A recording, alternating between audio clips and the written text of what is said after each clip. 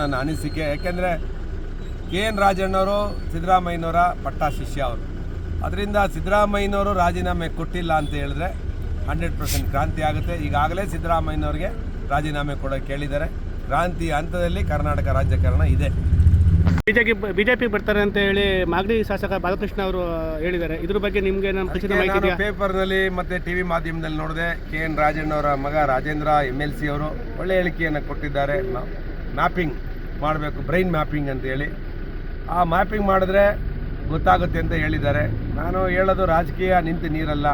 ರಾಜಣ್ಣವರೇ ಹೇಳಿದರು ಸೆಪ್ಟೆಂಬರಲ್ಲಿ ಕ್ರಾಂತಿ ಅಂತ. ಕ್ರಾಂತಿ ಆಗೋ ಲಕ್ಷಣ ಕಾಣಿಸ್ತಾ ಇದೆ. ಸಿದ್ದರಾಮಯ್ಯನವರು ಕೂಡ ದಸರಾ ಟೈಮಲ್ಲಿ ಹೇಳಿದರು ಇನ್ನೊಂದು ದಸರಾ ಲಾಸ್ಟ್ ಅಂತ. ದಸರಾ ಉದ್ಘಾಟನೆ ನನ್ನ ಅನಿಸಿಕೆ. ಯಾಕೆಂದರೆ KN ರಾಜಣ್ಣವರು ಸಿದ್ದರಾಮಯ್ಯನವರ ಪಟ್ಟ ಶಿಷ್ಯ ಅವರು. ಅದರಿಂದ ಸಿದ್ದರಾಮಯ್ಯನವರು ರಾಜೀನಾಮೆ ಕೊಟ್ಟಿಲ್ಲ ಅಂತ ಹೇಳಿದ್ರೆ 100% ಕ್ರಾಂತಿ ಆಗುತ್ತೆ. ಈಗಾಗಲೇ ಸಿದ್ದರಾಮಯ್ಯನವ್ರಿಗೆ ರಾಜೀನಾಮೆ ಕೊಡೋಕೆ ಕೇಳಿದ್ದಾರೆ. ಕ್ರಾಂತಿ ಹಂತದಲ್ಲಿ ಕರ್ನಾಟಕ ರಾಜಕಾರಣ ಇದೆ.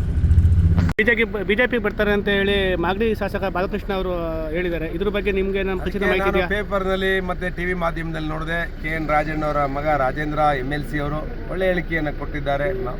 ಮ್ಯಾಪಿಂಗ್ ಮಾಡಬೇಕು, ಬ್ರೈನ್ ಮ್ಯಾಪಿಂಗ್ ಅಂತ ಹೇಳಿ.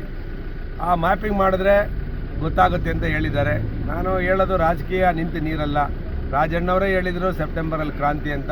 ಕ್ರಾಂತಿ ಆಗೋ ಲಕ್ಷಣ ಕಾಣಿಸ್ತಾ ಇದೆ. ಸಿದ್ದರಾಮಯ್ಯನವರು ಕೂಡ ದಸರಾ ಟೈಮಲ್ಲಿ ಹೇಳಿದರು ಇನ್ನೊಂದು ದಸರಾ ಲಾಸ್ಟ್ ಅಂತ. ದಸರಾ ಉದ್ಘಾಟನೆ